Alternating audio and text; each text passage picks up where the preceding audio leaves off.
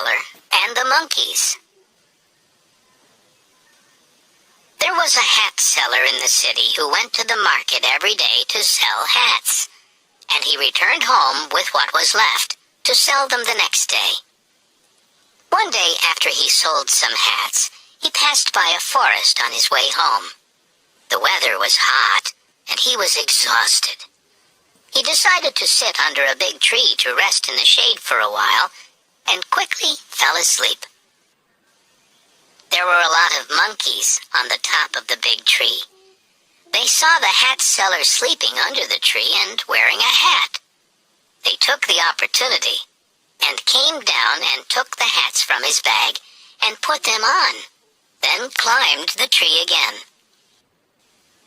The hat seller woke up to the sounds of the monkeys around him. He was shocked when he saw his bag was empty. He looked for his hats and saw some of the monkeys wearing them. The hat seller tried to think of a way to get his hats back.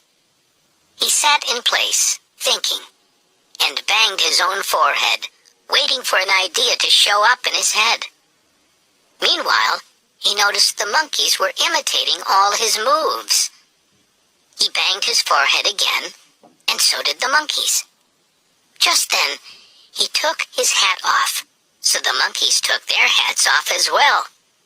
Finally, he had an idea. He threw his hat on the ground, and the monkeys followed along and threw their hats down.